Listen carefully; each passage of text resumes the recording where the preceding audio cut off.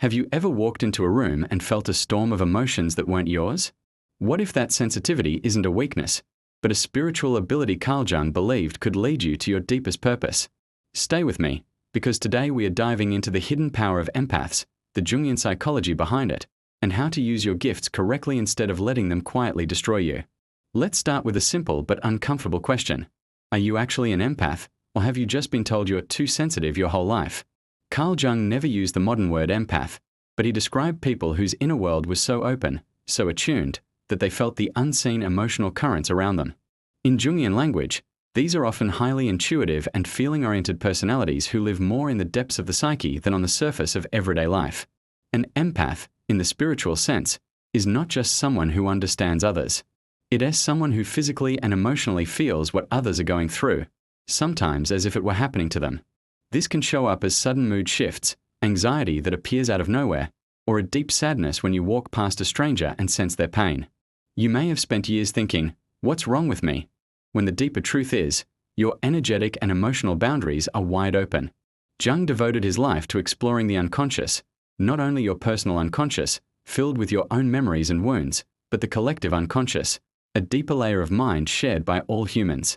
Empaths are often those who are unconsciously tuned into this deeper field.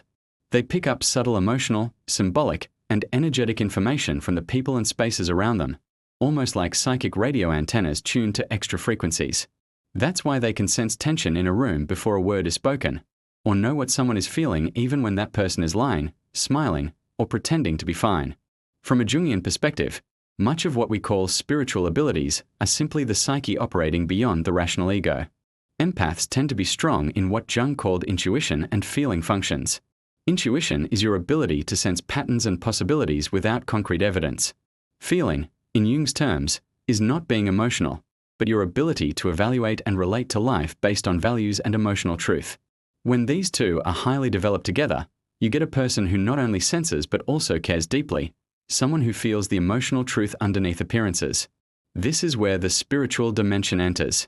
To Jung, the psyche was inherently spiritual.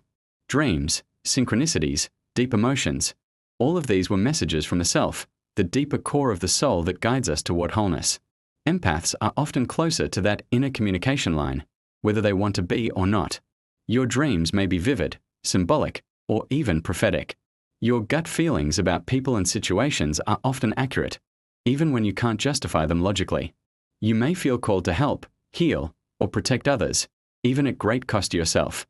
But here is the paradox. The same gifts that make you powerful can also make you miserable if you use them unconsciously. Without boundaries, an empath becomes a sponge, absorbing everyone's pain and confusion. Jung warned about something he called participation mystique, a kind of unconscious fusion with others, where you lose track of where you end and they begin. Many empaths live in this state without realizing it, drowning in feelings that are not entirely their own. In this video, we are not just romanticizing empaths as magical beings or victims of the world. We are using Jung's wisdom to understand why your sensitivity exists, what spiritual abilities it hides, and, most importantly, how to use those abilities correctly, in a way that supports your individuation, your journey toward becoming your true self. In the next segment, we'll break down the specific spiritual abilities empaths tend to have, and how Jung's ideas about intuition, dreams, and the collective unconscious can explain what you've been feeling your whole life. Let's name what you may have been experiencing for years without language. As an empath, your spiritual abilities often show up in subtle, everyday ways that you might dismiss as just being sensitive. But when we look at them through Jung's lens, we see deeper spiritual functions at work. The first ability is clairsentience, clear feeling. This is the capacity to sense the emotional or energetic state of people, places, or even objects, often through your body. You walk into a room and your chest tightens, your stomach drops, or your shoulders feel heavy. Before your mind understands anything, your body has already read the field. From a Jungian angle, this is your feeling function and your unconscious perception working together. The unconscious picks up 1,000 subtle cues, and your body delivers the message as sensation. A second ability is deep intuition about people and situations. You might meet someone and instantly sense, this person is not what they seem, or, I can trust them, even when everyone else is fooled by appearances. Jung saw intuition as a function that perceives possibilities and hidden realities beyond the senses. For an empath, that intuition is often intertwined with compassion. You don't just see people's masks, you feel the wounded child, the suppressed anger, the unspoken grief behind the mask. Third, many empaths are highly attuned to dreams and symbols. You may have recurring dreams of water, animals, abandoned houses, or strangers who feel strangely familiar. Jung believed dreams are the royal road to the unconscious, filled with messages from the deeper self. For empaths, dreams can act like spiritual downloads, processing not only your own emotions, but sometimes the emotional themes of people around you or even the collective issues of the time.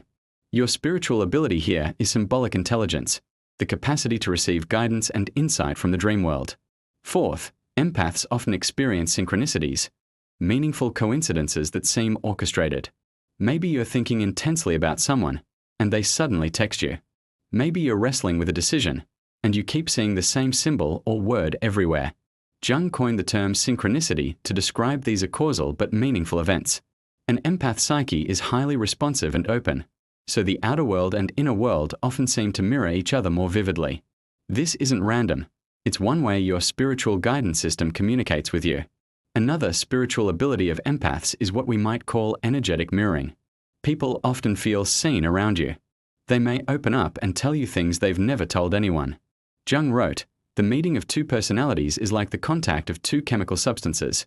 If there is any reaction, both are transformed." As an empath, you can act as that catalyst. Just by being present, you can bring hidden emotions to the surface in others. Your field invites honesty, and that's why some people are drawn to you, while others feel strangely uncomfortable or exposed. But there's a shadow side. If this ability is unconscious, you can absorb other people's projections. Instead of just mirroring them, you start carrying their shame, rage, guilt, or sadness. Jung spoke of the shadow, everything we don't want to see in ourselves. Many people unconsciously push their shadow onto the empath, who becomes the emotional garbage bin of the group or family. Spiritually, your gift is the capacity to hold and transform emotional energy, but without training and boundaries, you simply drown in it. So let's be clear, these are not random sensitivities. They are spiritual abilities rooted in how your psyche is wired, your strong feeling and intuition functions, your porous boundaries to the collective unconscious, your openness to symbolic and energetic information. Jung would say that your task is not to get rid of these gifts but to differentiate yourself from them, to learn when you are receiving, how you are receiving, and how to respond instead of being overwhelmed. In the next segment, we'll dive into the dangers of being an unconscious empath, how trauma, shadow, and lack of boundaries can twist your abilities against you, and what Jung teaches about transforming that pain into power. If you're an empath, you probably didn't discover it through peace and bliss. More likely, you discovered it through anxiety, burnout, heartbreak, and confusion. Jung would say, where you are wounded, there you will find your calling. But first, you have to understand how your wounds and your gifts are tangled together. Many empaths grew up in emotionally chaotic or unsafe environments, homes with conflict, addiction, emotional neglect, or unspoken secrets. As a sensitive child, you adapted by becoming hyper-aware of everyone's mood. You scanned the room for danger. Is mom angry? Is dad withdrawn? Is today safe? Over time, this survival strategy turned into a powerful psychic radar. From a Jungian perspective, the child's psyche fuses with the emotional field of the family. This is participation mystique again. No clear separation between your feelings and theirs. This fusion is the root of one of the biggest dangers for empaths. You don't know what is you and what is them. You feel anxious and assume you're the problem, when actually you've absorbed the suppressed fear of everyone around you. You feel sadness and think, I'm depressed, when you might be carrying generational grief. Jung talked about complexes, emotionally charged clusters in the psyche. Many empaths carry family complexes that were never consciously processed by previous generations. Then there is the shadow. Your shadow is everything you push out of awareness because it feels unacceptable. Your anger, selfishness, sexuality, power, even your own needs. As an empath, you may have learned that being good means always being kind, understanding, and selfless. So you repressed your anger and boundaries, and instead became the caregiver, the healer, the one who absorbs. Jung warned that what we repress doesn't disappear. It sinks into the unconscious and leaks out in distorted ways. For empaths, this often looks like attracting narcissists or emotionally unavailable people, staying in toxic relationships because you understand why the other person is the way they are, Feeling guilty when you say no, so you rarely do. Taking responsibility for fixing everyone's feelings. Your spiritual abilities then become hijacked by your shadow and your trauma. Instead of using your sensitivity as a tool of wisdom, you use it to manage other people's emotions, to keep the peace, and to avoid abandonment. You become a silent therapist to everyone, but no one holds space for you. Jung would say you are identified with a persona, the mask of the good, helpful, spiritual empath, while your deeper self is starving. So how do you begin to untangle this? First, by practicing radical differentiation, asking yourself several times a day, is this feeling actually mine? When you feel a sudden wave of emotion, pause. Put one hand on your chest, one on your belly, and ask inwardly, did something in my life trigger this right now? Or did this enter when I walked into this room, met this person, opened this message? This simple question starts to separate your core from the emotional field around you. Second, you begin to reclaim your shadow.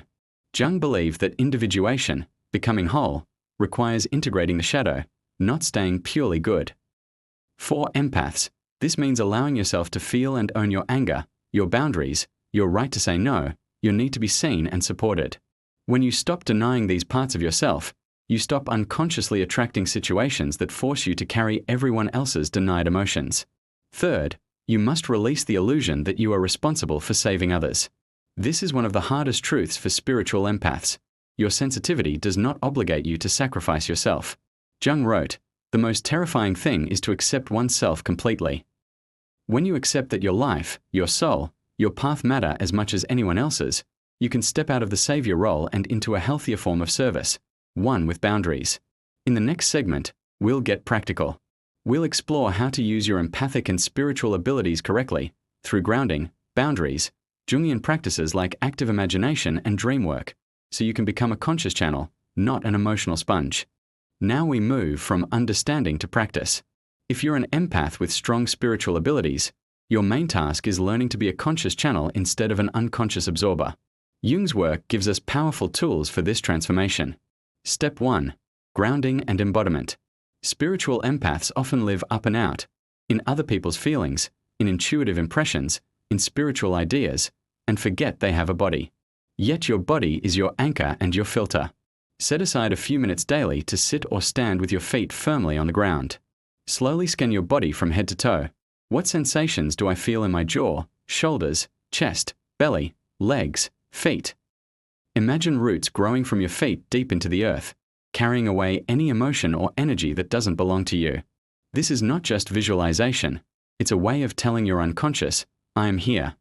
I am in my body. I am allowed to release. Step 2. Energetic and emotional boundaries. Jung talked about the importance of a strong ego, not as arrogance, but as a stable sense of self that can relate to the unconscious without being overwhelmed by it. For an empath, boundaries are the ego's spiritual armor. You can visualize a sphere of light around you, or a cloak that filters energy so only what is useful and truthful can enter. Before social situations, say inwardly, I choose to stay in my own energy. I am available to compassion, not to emotional invasion. Repeating this consistently trains your psyche to differentiate. Step 3. Active imagination. This is a Jungian technique for dialoguing with your inner images and energies. When you feel overwhelmed by someone's emotion, instead of just drowning in it, close your eyes later and personify the feeling. Ask, if this feeling were a person or figure, what would it look like? Maybe you see a crying child, a storm cloud, a dark figure, a tired old man. Then, in your mind, speak to it. Who are you? Are you mine? Or do you belong to someone else? What do you want me to know? Allow it to answer. This transforms vague emotional overwhelm into a conscious relationship. Step 4. Dream work. Keep a dream journal by your bed. When you wake up, write down whatever you remember, even if it's one symbol or feeling. Over time, you'll notice patterns, recurring people, themes, places. Jung believed that dreams guide us toward balance. For empaths, dreams often show where you're overgiving, overmerging, or carrying others' burdens. If you dream of being lost in a crowd, buried underwater, or in a house full of strangers, the dream may be urging you to reclaim space for yourself. Ask yourself, what is one small change I can make today that would honor this message? Step 5. Discernment and choice. Using your spiritual abilities correctly means you do not automatically act on every feeling or intuition you receive. Just because you sense someone is hurting does not mean you must intervene. Jung spoke of the wisdom of the self, a deeper organizing intelligence. Before acting on your empathic impulses, pause and ask, is it my role to step in here? Or is my role simply to witness with compassion? Sometimes the most spiritual act is to hold space, not to fix. Step 6. Conscious service. When your empathy is grounded, you can choose where to focus it. Maybe you feel called to healing professions, art, counseling, spiritual work, activism, or simply being a deeply present friend or parent. Jung believed that living your vocation, your inner calling, is essential for psychological health. As an empath, your calling will often involve using your sensitivity in a way that nourishes both you and others, not just one side. If what you're doing constantly depletes you, it's not a calling, it's a pattern. These practices won't shut down your spiritual abilities, they'll refine them. You shift from I feel everything and I'm drowning to I sense deeply, but I choose consciously. You stop being an unconscious extension of other people's emotions and become a stable presence that can transform the atmosphere around you. In the final segment, we'll explore how to bring all of this into your relationships, your purpose, and your everyday life so your empathic gifts become a path of individuation, the Jungian journey of becoming the person you are truly meant to be. Now that we've explored your abilities and the tools to use them correctly, let's look at what this actually looks like in real life. Because the point isn't to sit alone knowing you're an empath. The point is to live as a conscious empath in your relationships, your work, and your spiritual path. First, relationships. As you grow into a conscious empath, your standards change. You no longer confuse intensity with intimacy. You notice sooner when someone is draining, manipulative, or unwilling to take responsibility for their own emotions. Instead of thinking, if I just love them more, they'll heal, you start thinking, is this relationship reciprocal? Does this person respect my boundaries and my needs? Jung would say you withdrawing your projections, no longer turning other people into projects or saviors, but seeing them more clearly as they are. Healthy relationships for empaths are built on mutual recognition. You are no longer just the listener, you are also listened to. You are not only the healer, you are also held. You share your inner world instead of hiding it behind a wise, calm persona. And when conflict arises, you do not automatically sacrifice your truth to keep the peace. This is your shadow integration in action. You're allowing your assertiveness, your anger, your no to exist alongside your compassion. Second, your purpose. Many empaths feel a deep sense of calling but can't quite name it. Jung believed each person carries a unique pattern within, like an inner blueprint that wants to unfold. Your sensitivity is part of that pattern. Ask yourself, where does my empathy come alive in a healthy way? When do I feel energized rather than drained while using my gifts?